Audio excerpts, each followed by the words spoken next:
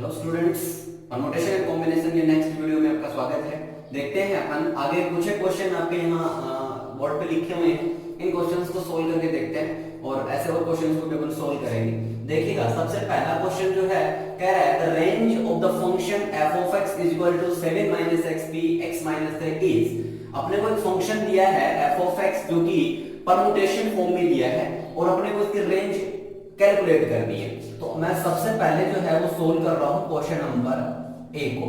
देखिएगा जरा, गिवन जो फंक्शन है मेरे पास fx जो है वो है 7 minus xp x minus 3। Range set की बात है, सबसे पहले तो ये कैलकुलेट कर ले अपन कि इसका जो डोमेन है मींस x जो है वो क्या क्या वैल्यूज है वो एक्सेप्ट कर सकता है। Is it okay? अब x की वैल्यूज कैलकुलेट करने के बाद उन सारी वैल्यूज की जो फंक्शनल वैल्यू होगी वो उनका जो सेट होगा that one is range means range set. Okay, तो सबसे पहली बात अपन ये कैलकुलेट करने जा रहे हैं कि एक्चुअल में x जो है वो क्या क्या हो सकता है। तो देखिएगा जरा, मैं एक काम करूंगा, वी नो दैट, मेरे को एक बात पता है कि यहां जो वैल्यू होती है जो npr जो होता है उस npr में r जो है उसके लिए greater than equal to 0 and less than equal to n, ये कंडीशन आपको गिवन होती है, पता होती है, ये हमेशा कंडीशन लेके चलते हैं।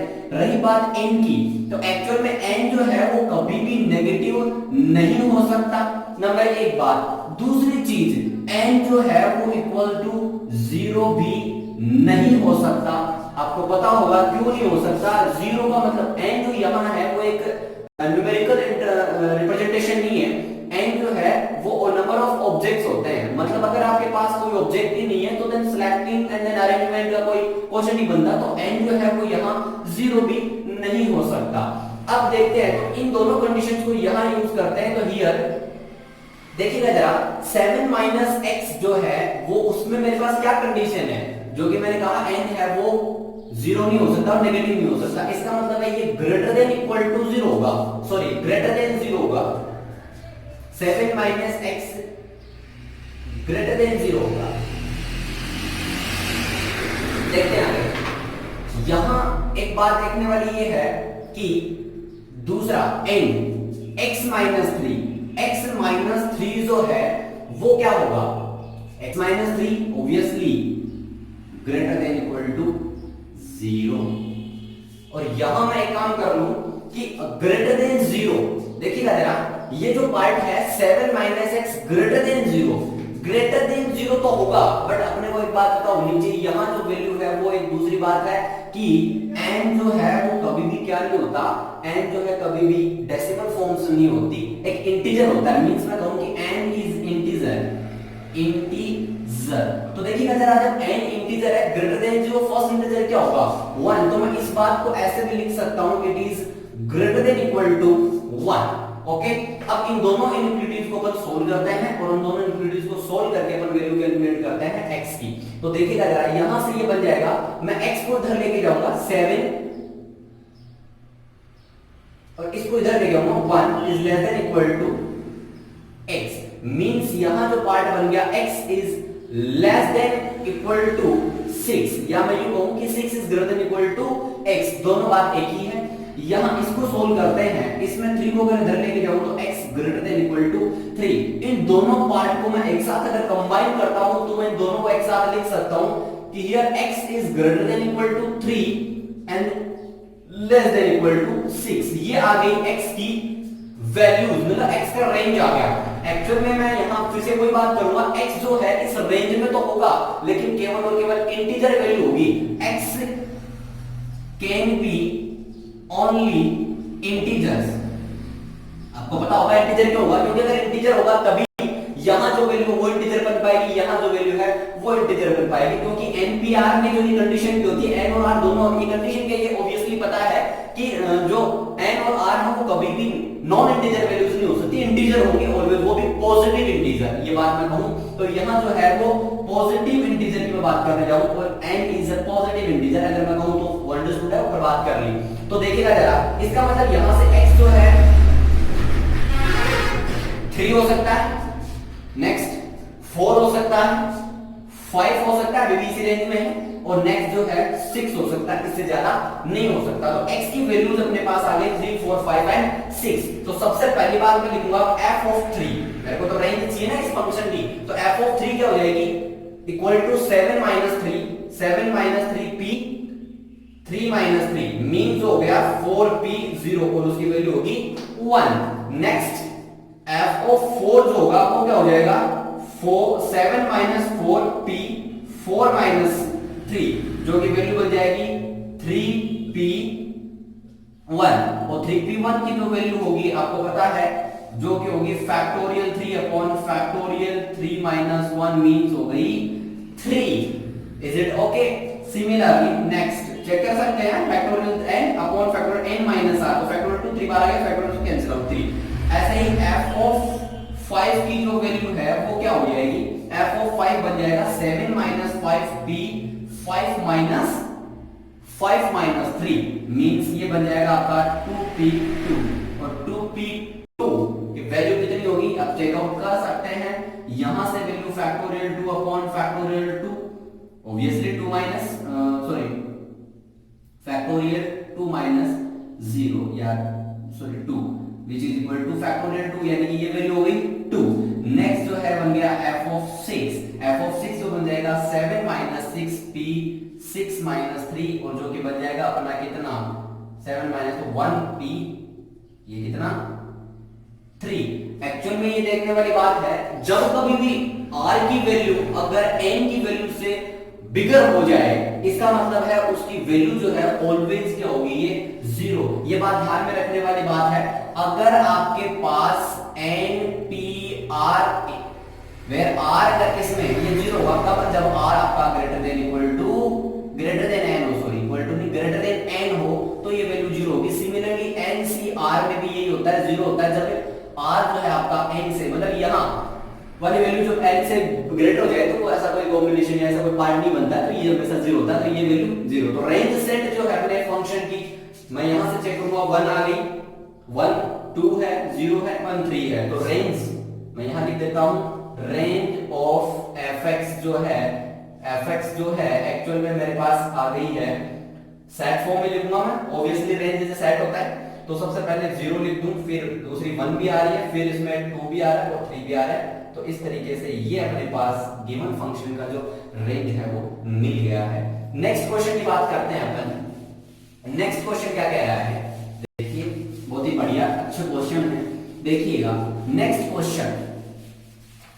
नेक्स्ट क्वेश्चन क्या कह रहा है, नेक्स्ट क्वेश्चन कह रहा है इफ n माइनस 1, सॉल्यूशन कर रहा हूं मैं बी पार्ट का, n माइनस 1 cr जो है वो दे रखा है मेरे को k square minus 3 multiply by n cr plus 1 सब, और अपने को k की जो है वो रेंज निकालनी है, यानी कि मैं ये कहूं कि k क्या है वो किस इंटरवल में बिलोंग करता है, या k की वैल्यूज क्या क्या हो सकती हैं। तो उसके लिए मैं काम कर लूं, मैं यहां k स्क्वायर माइनस 3 कर लिखता हूं, तो ये इससे डिवाइड हो जाएगा n minus 1 cr divided by n c r plus 1, जिसको मैं अगर सोल्व करने जाऊं तो ये बन जाएगा factorial n minus 1 upon factorial n minus 1 minus r और factorial r divided by factorial n divided by n minus r minus 1 factorial r plus 1।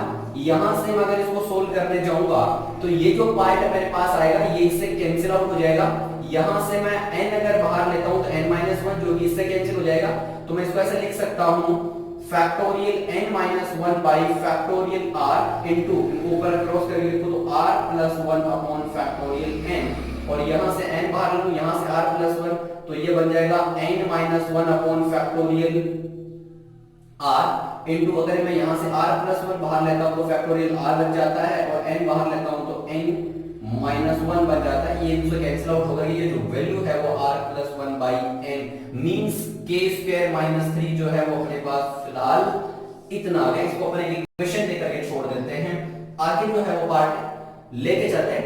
ऐसे क्वेश्चन जब भी आ जाए अपने पास, तो ऐसे क्वेश्चंस में क्या करना होता है, अपने पास गिवन जो कंडीशंस हैं, इनइक्वालिटी अगर अपने को कंडीशन से मिल जाए, उन इनइक्वालिटीज को यूज करके ऐसा सा पार्ट बना करके फिर इसको यूज करने की कोशिश करेंगे। पर देखिए कैसे, मैं यहां मेरे को एक बात पता है, वही बात है कि n-1 cr NCR plus one. मैं वही बात कहूंगा कि एनसीआर के लिए कंडीशंस तो क्या क्या होती हैं, वो सारी कंडीशन कि एन जो है वो क्या हो सकता है, आर जो है वो क्या है, आर के लिए कंडीशन जो है वो greater than equal to 0 and less than equal to n, ये कंडीशन यहां फॉलोड है।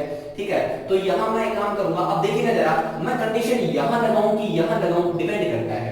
देखिए सबसे पहली बात, अगर मैं यहां लगाता हूं तो r प्लस वन जाएगा, जबकि यहां n माइनस वन है और r है ओनली, तो यहां अगर मैं लगाऊंगा तो r इसके लिए वेरीफाई नहीं होगा, और अगर इसमें लगा देता हूं तो यहां n ज्यादा है तो इसमें वो वैलिडिटी होगा। तो मैं अगर इसके लिए अप्लाई कर लेता हूं तो इसमें ऑटोमेटिक वो फॉलो हो जाएगी। तो कंडीशन में यहां लिख सकता हूं, देखिएगा जरा, मैं लिखूंगा n माइनस वन, ये जो n माइनस वन है ये क्या हो सकता है और ये क्या हो सकता है उसकी बात करें, तो मैं एक काम कर सकता हूं, r के लिए यहां जो कंडीशन है वो कंडीशन अप्लाई कर रहा हूं, तो हियर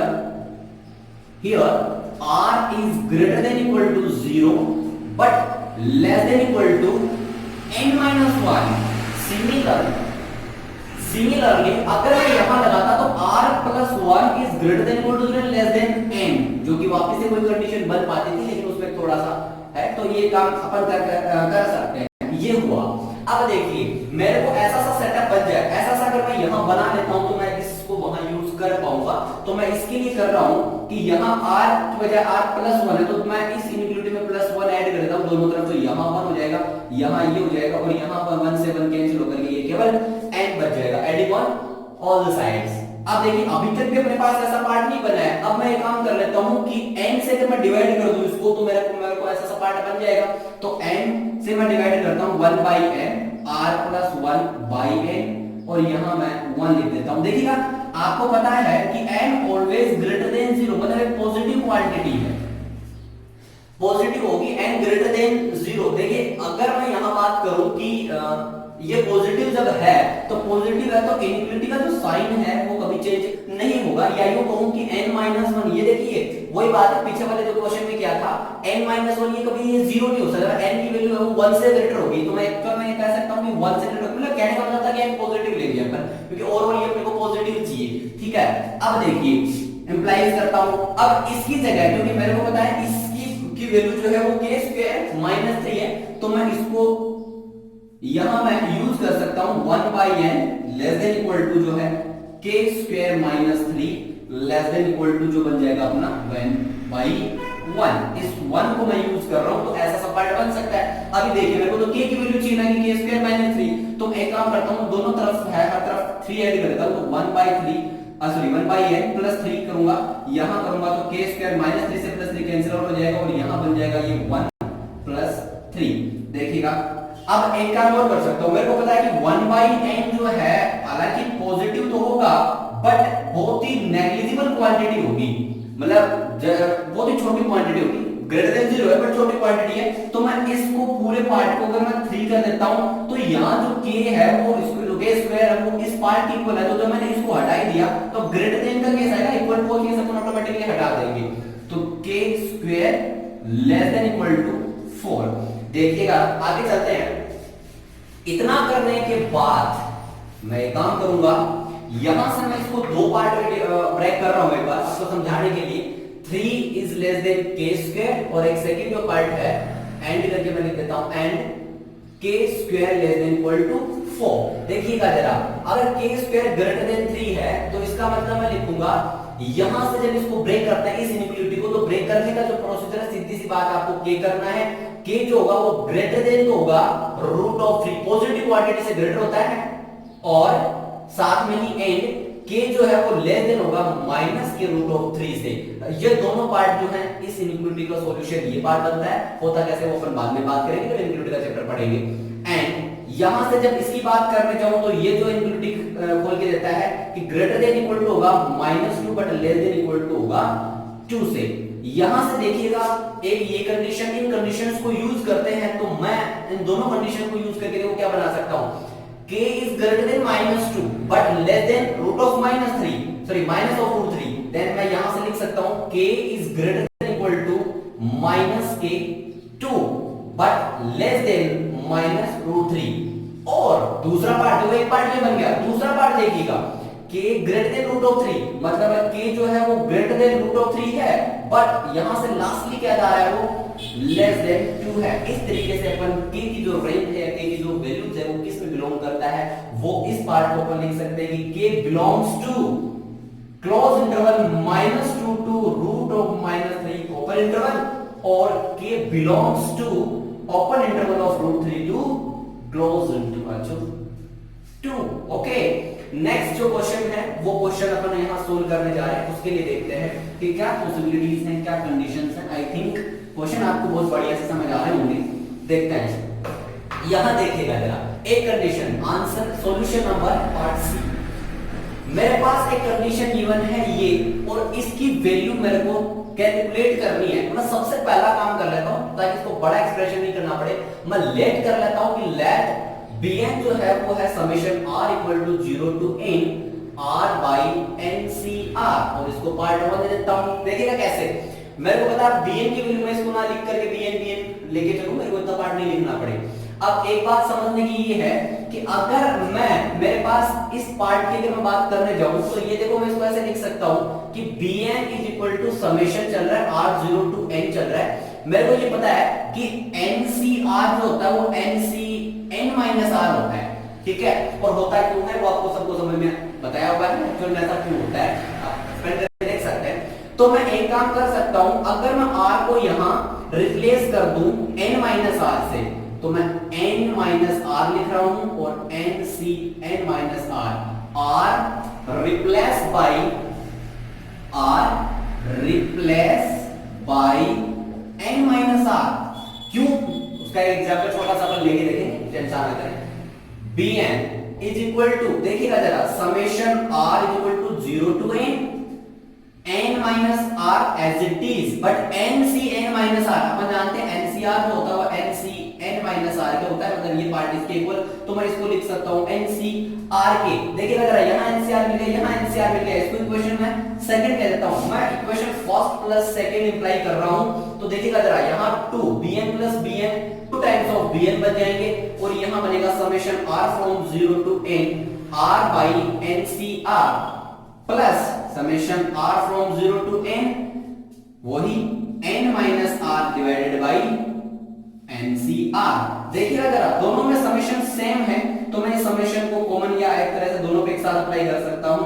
इस तरीके से लिख सकता हूं r by ncr plus n minus r by ncr, ऐसा सा लिख सकता हूं। नेक्स्ट देखिएगा, इस पार्ट को मैं और सोल्व करने जा रहा हूं, तो आगे देखिएगा कैसे क्या होगा। देखिए, इक्वल टू मतलब 2 times of bn is equal to summation r from 0 to n। यहां से अगर मैं एलसीएम लेता हूं ncr, तो ये r plus n minus r हो जाएगा, जो कि बनेगा n जो है वो समेशन से फ्री है, मैं n को बाहर ले सकता हूं समेशन से, 0 टू n 1 बाई ncr, और ये जो वैल्यू है अपने को गिवन है an, इसका मतलब मैं इसको लिख सकता हूं n into an which is 2 times of bn। तो लेकिन अपने को तो bn कैलकुलेट करना था, तो ये हो जाएगा n by 2 into an। इस तरीके से क्वेश्चंस को शॉर्ट अप या शॉर्ट आउट कर सकते हैं। अब देखते हैं कि एक्चुअल में मैंने यहाँ रिप्लेस किया था, वो रिप्लेस कैसे हो सकता है, उसको मैं छोटे से एग्जांपल के थ्रू आपको एक्सप्लेन और कर देता हूँ। देखिएगा जरा, एक बार समझने की कोशिश करिए। अगर मैं कहूं कि मेरे पास होता समेशन r फ्रॉम 0 टू 3, और मैं लिखता इसको 1 या r अपॉन n, मतलब n जो है मेरे पास 3 है, 3cr, तो इसको एक बार एक्सपेंड करता हूं। देखिएगा जरा, 0 by 3c0 plus 1 by 3c1 plus 2 by 3c2 plus 3 by 3c3, ऐसा सा पार्ट बनता है। अब आगे मैंने अभी थोड़ी देर पहले इसको रिप्लेस किया था, mean summation r equal to 0 to n मतलब 3, मैं यहाँ n था तो इसको n माइनस r से रिप्लेस किया था, यहाँ करूंगा मैं 3 माइनस r से रिप्लेस, 3c 3 माइनस r। देखिएगा ऐसा करने से क्या बनेगा, मैं वापस से मुझे एक्सपेंड कर रहा हूं, तो सबसे पहले r0 रखूंगा तो 3 बाई 3c3 प्लस, जब मैं यहाँ 1 रखूं, पहले मैंने 0 लिखा, अब 1 रख रहा हूं तो 2 बाई 3c 3 माइनस 2 मतलब 2 प्लस फिर 1 3c, ऑब्वियसली कितना हो जाएगा 1, और प्लस में जब 0 करेंगे तो यहाँ बन जाएगा 3c 0, मतलब ये और ये वर्ड दोनों है वो सेम आ जाते हैं, कुछ चेंज नहीं होता होगा। इस वजह से जब ऐसे फॉर्म में अपन क्या कर सकते हैं, आर को रिप्लेसमेंट कर सकते हैं, और दूसरी बात एनसीआर जो होता है वो एनसीएन माइनस आर हो जाता है। इस वजह से अपन ये काम यहाँ कर सकते हैं, कंफ्यूजन आपको क्रिएट नहीं करनी है। ऐसे ही नेक्स्ट और क्वेश्चन आपके सामने मैं लेके आ रहा हूं नेक्स्ट वीडियो में, तो चैनल सब्सक्राइब करिएगा स्टूडेंट्स, और वीडियोस को लाइक कमेंट एंड शेयर करिए। ओके।